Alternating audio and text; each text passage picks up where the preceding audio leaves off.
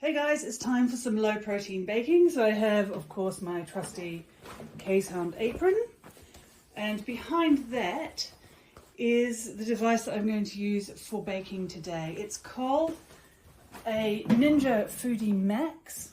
You can see it's just, it's an air fryer, that's all. I'm going to be baking my favorite low protein, but actually protein free bread rolls for PKU, and I bake them in the inner basket. I'll take you through it, so let's see how it goes. So I've moved those items out the way just so I can show you what you need. You're going to need a cup measure, a half cup measure, and a teaspoon and a tablespoon measure. If you don't have both of those, remember that 3 teaspoons makes a tablespoon.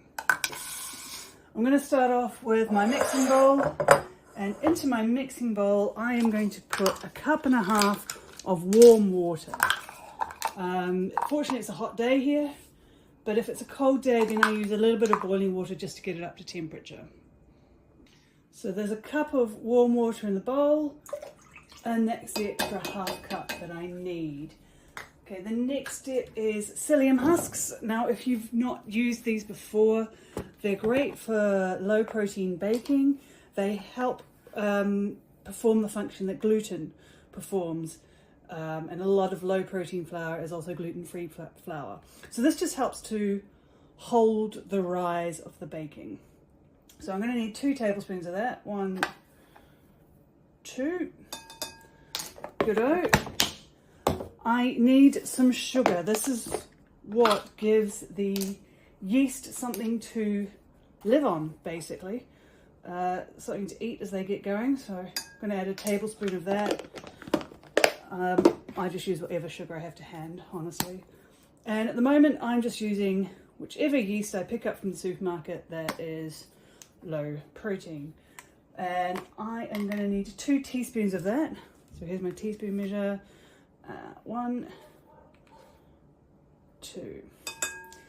So what I'm doing in this bowl at the moment is I've got my yeast, which we've just added. I've got the sugar for the yeast to eat. I've got the water, which will help the yeast to grow and will also start to rehydrate the psyllium husks, which you can see around the edge of the bowl here. You can see it starting to sort of gloop up a little. Gloop is a great word. I want my yeast to grow well, so I am going to whisk it. That helps to get some air in for the yeast. It helps to dissolve the sugar into that water. It helps mix everything. And you can see I'm getting a little bit of aeration. You can see the bubbles starting to form. This is a little trick that I learned from my time in winemaking. You use a lot of yeast in wineries, and you want to just aerate the yeast a little bit to get your starter going. Okay, so that's nicely mixed. All I'm going to do now is ignore it for 10 minutes. We're warm enough at the moment, we're about 25 degrees, so I can just leave this here on the countertop in the ambient temperature, and that's fine for yeast. In winter, when my house is cooler, like about 18 degrees, that's when I put it into the airing cupboard. What you want to do is have this at a cozy temperature. Don't want it too hot. Anything over 30 is a bit too hot. You want it about mid-20s. That's Celsius, obviously, not Fahrenheit. So I'm just going to leave that there, and the yeast will do its thing. Okay, so that has been a little over 10 minutes. I went and did some emails, and I'm just lifting that up so you can see the top here. You can see that the psyllium husks have turned quite gloopy. Excellent word. And you can see that there's bubbles forming. If you give it a sniff, yeah, you can smell that the yeast is starting to go. So about now is when you want to get going. You don't want to leave it too long. Your yeast can die. There is a possibility, and we don't want that. Yeah, sorry, next step is to put the oil in. Okay, so I just use any old oil that's lying around. Try not to, I find olive oil is a bit expensive. This is just rapeseed oil. You could use vegetable oil. Oops, that's a bit much. So yeah, I reckon 2 tablespoons of oil. And I found that if you don't put oil or some kind of like lipid fat in there, then your bread starts to crumble quite early on. And I like things to be mixed in. This just helps make sure all of my wet ingredients are mixed together before I add the dry ingredients, because once you start adding dry ingredients in bread making, that's when things get messy. So we need flour next, and oh, I've lost my cup measure. And for this recipe, it is 3 cups of flour. So let's just go ahead. Now I'm using just the Low-Protein mix from Nutricia. It's available on prescription. And I use it just because I've always used it. Okay, so that's 3 cups. Great, I'll keep my flour handy because we will use it when we're doing the kneading process. And I'm going to add a little bit of salt. Now salt with yeast can be a little tricky. Salt can kind of upset your yeast growth a little bit. It's like a poison to them. So my recipe originally called for a teaspoon. I now put in half a teaspoon because otherwise it's too salty for me. And I put that in last, and I put it on the top of the flour to try and just give the yeast a little bit more protection from it. And all I'm going to do now is mix it in. Oh, hang on, don't want my oil going everywhere. So yeah, just going to mix it in, and I go around the outside of the bowl to stop it sticking, and then through the middle. When a recipe says to fold in, this is kind of what they mean, right? Round the outside, through the middle. So you're not doing a vigorous mix, you're not trying to get air in there, you're just trying to mix everything together as best you can. And you can see that is definitely starting to happen. And I'm a bit stingy. I like to make sure I've got everything off the side of the bowl as much as possible. I use a glass bowl because I found it easier to get the stuff off the sides rather than a metal bowl. That's the only reason. And it looks pretty for videos. Okay, so you can see that's kind of sticky. You can see it's slowly coming together, but it's also getting a bit much to handle with just a spatula. And this is where you're going to get your hands stuck in. So the next part is messy. I've taken the rings off, I've washed my hands, we're ready to go. I use a silicone baking sheet. Just makes cleanup easier, means I don't have to worry about getting flour everywhere. And I'm just gonna get my dough out, get all my dough out. Okay, get that out of the way. And this is where you use a little extra flour, because you can see you've got bits of oil that's still not mixed in. I can see there's a bit of flour there. That's fine, because all I'm going to do is cover my hands in flour. This helps stop them sticking. And every time you do this, your dough will be a different kind of stickiness. So it's not going to come out the same every time. It's just a matter of, as you do this more, you'll get an idea of how much or flour to use at this point. And you can see all I'm doing is kind of mixing it together. Now, a lot of baking videos on Instagram show people doing this for hours. That's because, or minutes.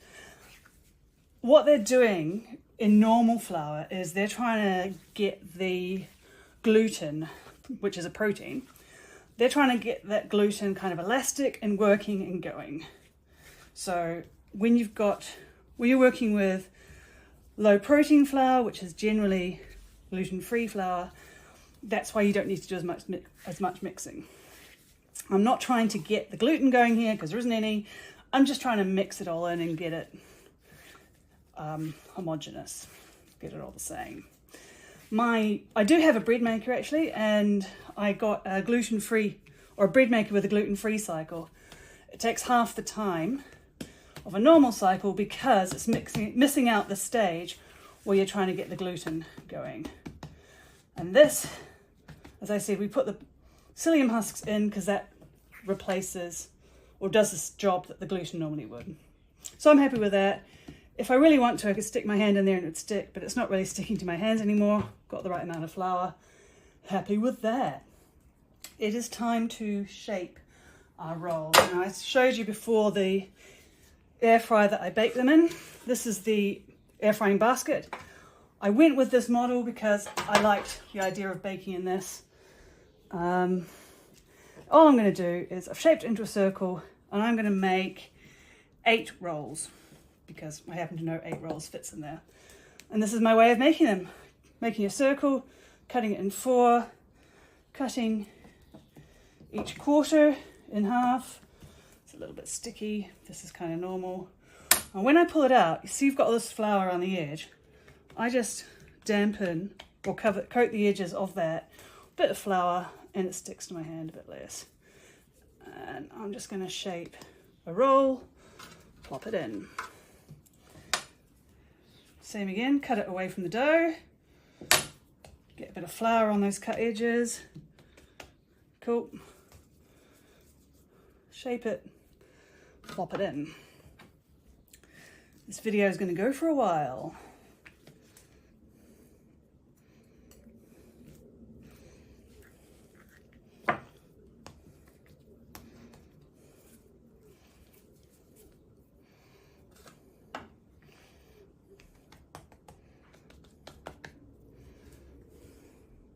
Okay, so you can see I'm down to the last one.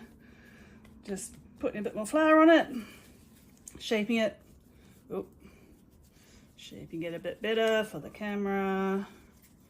It's like playing with Play-Doh. Cool. And can you see that? Yes, not really. Let's get that out of the way. Okay, so here are my 8 rolls. And see, they're not magically the same shape or size because I'm me and I don't care that much. But they're all in there. And the next step I do is I have this IKEA bag that fits them in perfectly. Come on, IKEA bag.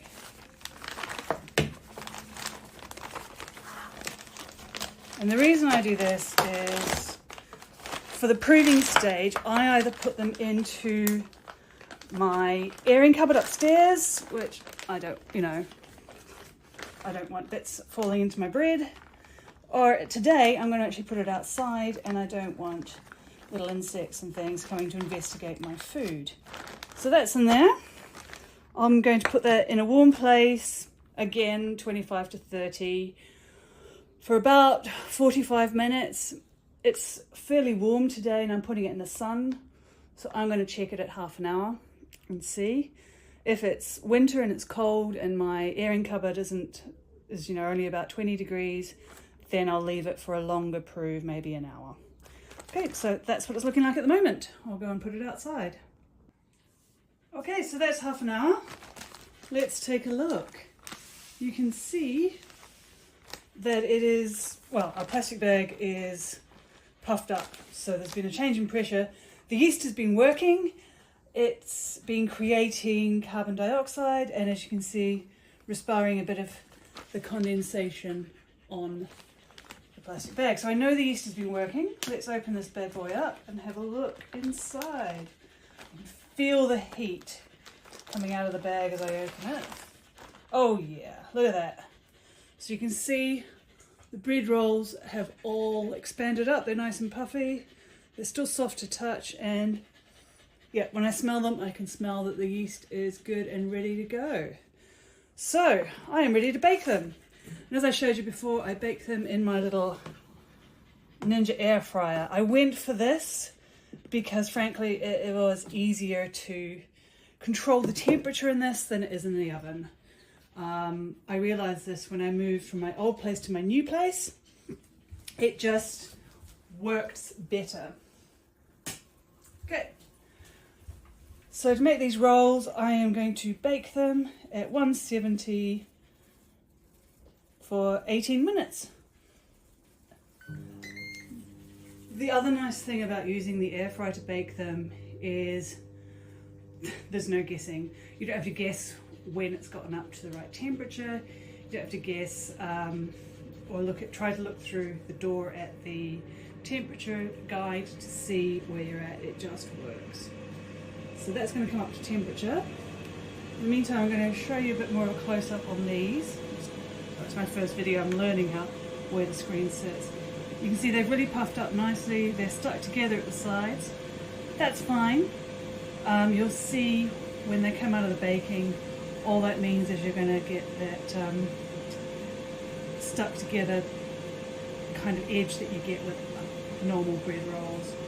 When I touch it, it's firm to the touch. Sorry, it's soft to the touch, and you can see it's just a little bit bouncy. So our yeast has worked, our CO2 has worked, and we're going to have nice little rolls. Okay, so my air fryer is up to temperature. It says add food. Literally just lift them up, lift up the lid, pop it in, and it will tell me when it's done. Cool, the air fryer has beeped and it's gone back to 0 telling me it's done, so let's have a look at what we've got. Oven gloves. Oh, exciting. Okay, let's get this in a basket out. And there we are. Give you a close up. So it's, yeah, they're now, yeah, they've got a nice hollow sound. I hope you can hear that. So they're baked. A little bit of colour on the top. I could have done them with an egg white. I'm sorry, not an egg white, with a milk wash. That would have helped give it a bit more colour, but I'm happy with them. Okay, let's get this out of the way and get these into the centre of the shot for you. Ooh, cool. All right, so I'm just going to turn these out. If I turn the air basket round, you can see it's a little bit down the bottom here where the bread rolls are coming through the basket. That's fine. It's just going to fall out easily. There we go. So the bottom is a bit whiter. And I'll turn them over. Ta-da! And they will sit there, and I will have them very soon with some butter. Okay, so these are cool enough to touch now, which I'm very excited about because I want to eat them. So remember I pointed out that they were stuck together? That's fine, it just means you get to do that thing where it breaks open lovely like that. Let's just check you can see that. Yeah, so you see the edges are nice and puffy, they're soft, and breaking apart nicely. Brilliant. So I'm just going to break these guys apart. Now, these last a couple of days just out on the bench in a container, but what I tend to do is freeze them. So if you freeze them, they will last, well, a couple of months in the freezer. And when you come to take them out, you can just take an individual one out and pop it in the microwave for maybe 30 seconds and you've got yourself a little bread roll. So I am not going to wait for that. I am just going to eat the dang thing because I'm hungry and it's lunchtime. Okay, so let's have a look. Doing this while looking through the camera is not the easiest. Okay. And that is pulling apart nicely. Soft, springy. I could actually have, looking at that, it's a little bit wet, I would say. I could have let the yeast go a little bit longer. But let's see how they taste. As I said, I'm a fan of butter. Get a little bit of butter on it.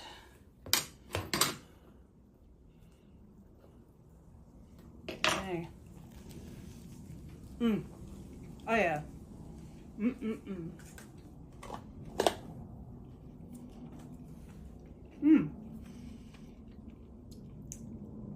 So yeah, tasty little low protein bread rolls, done quite easily.